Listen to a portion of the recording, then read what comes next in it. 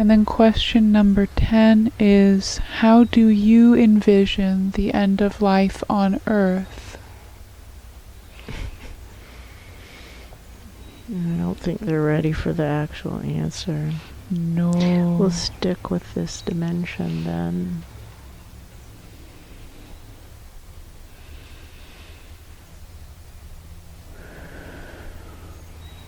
Well, we think that the scientists who are making the predictions are reasonably accurate in their predictions, and the predictions are that given the pollution and emissions of carbon into the atmosphere and the numerous tipping points that have already been passed, it's likely that there is at some point in time going to be an 18-degree temperature spike, 18-degree temperature spike that will be enough to extinguish all life on Earth, so we'll die sweaty. Yeah, exactly. And we'll also die hungry, and that's probably more likely because we're destroying the ability of soil microbes to survive, and worms and other helpful creatures that keep soil able to provide food to grow plants. And as the temperatures spike, the microbes die, soil can't produce, crop failures. It's already begun. It's well begun. It's well underway. We're a decade into it already. And it's not going to wrap up until everything is gone, because now we've passed the tipping points and there's no sign of stopping. And this is predicted by mainstream scientists. You don't have to come to the wacky woo-woo fringe to get your answer there. And the scientists seem to be projecting reasonably accurately. Their time frame is off. And so if you look at the climatologist reports that are produced by the International Panel on Climate Change, their time frames are wildly optimistic. There's just nowhere near that amount. So they say, this angels and godly presences affiliated with planet Earth in some way, shape, or form. Answering this question says that humanity's pretense at predicting the time frame is like just wildly optimistic. Yeah, exactly. But everything else is pretty accurate. And it's coming. Unfortunately. If you look at Extinction Rebellion's explanations, they say it pretty clearly. So you could refer to the Extinction Rebellion. There's a really good video by Gail Bradbrook where she's explaining, looking at extinction and headed for extinction and what to do about it. That's right. Something like that. And she explains it well. You might want to look at that. Get permission to use her footage.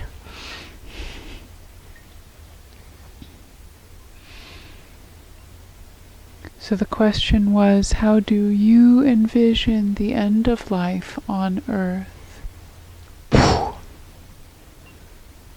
18-degree temperature spike. Yeah. And what's left, what will have survived the crop failures, we'll go with that. Right. Unfortunately. Does that answer the question? Does that answer the question? Well, it's a personal question, and that's how they That's envision yeah, it. that's So there. the way it's worded is a personal question. Exactly. Number 11. Do you think the future will be better than the present?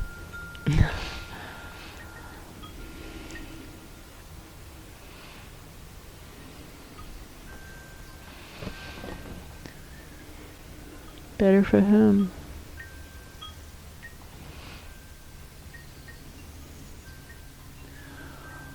What someone in that higher dimension room is talking about is about how the future is a moving target, because today was the future a week ago, and last month was the future last year.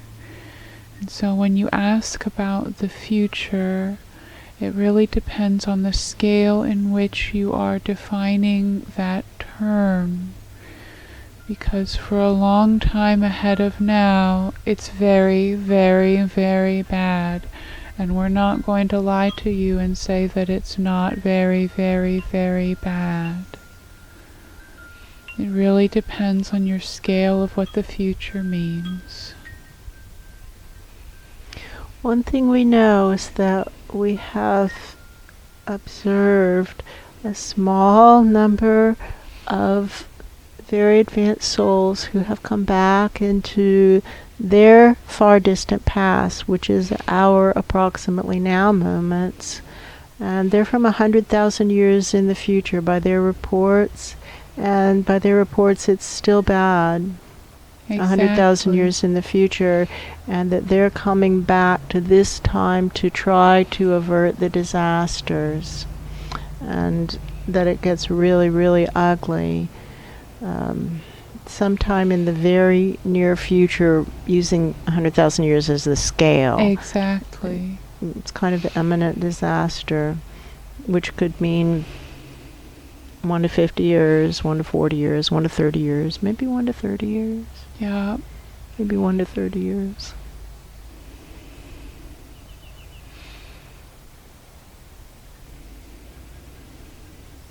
So the question was, do you think the future will be better than the present? We think the imminent future of 1 to 30 years from now, and particularly 5 to 15 years, the 5 to 15 year window looks pretty intensely bad. And then after that, there's a period of everything just getting quieter and quieter and quieter as the life diminishes. And then as we move through space and time, about 100,000 years, it's still not good.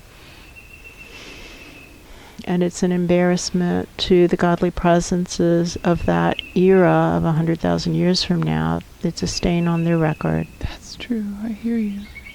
And that's why they come back here trying to help. But humanity doesn't seem to wish to stop. No. So that's okay. It will be quieter.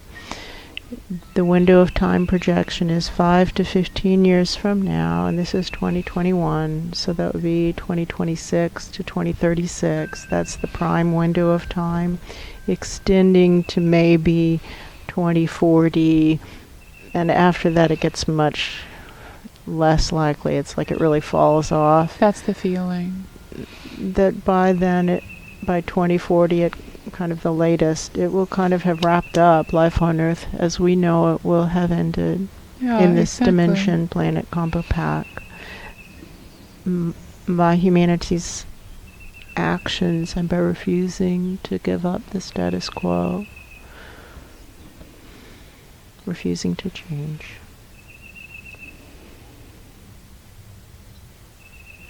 Does that answer the question? What was the question? Do you think the future will be better than the present?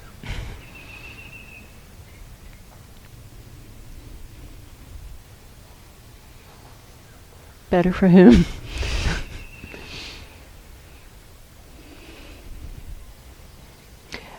After all life on Earth has left, it will at least be peaceful. So maybe for the planet it will be better. Maybe that's how we achieve peace on Earth, is by extinguishing all life.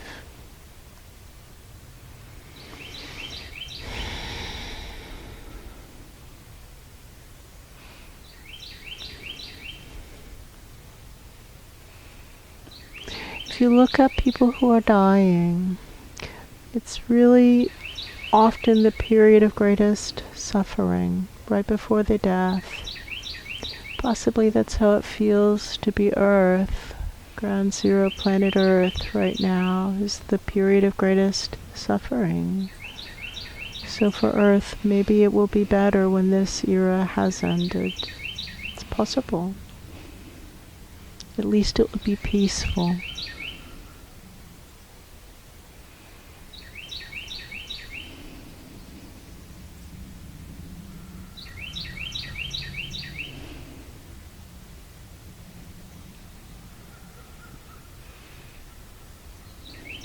think that's it for that question.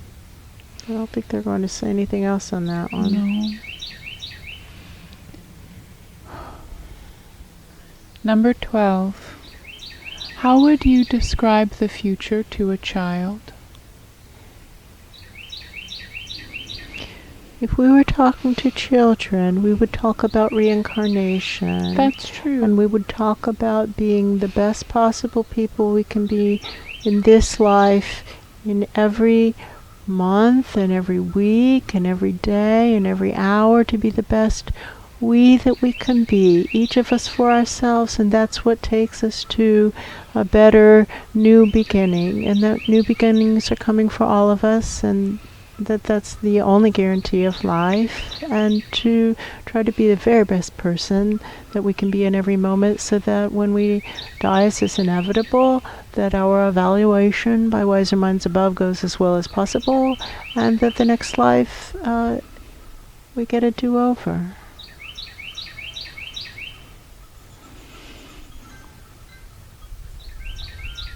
Oh, do you hear anything else? Let's put the question on the table again.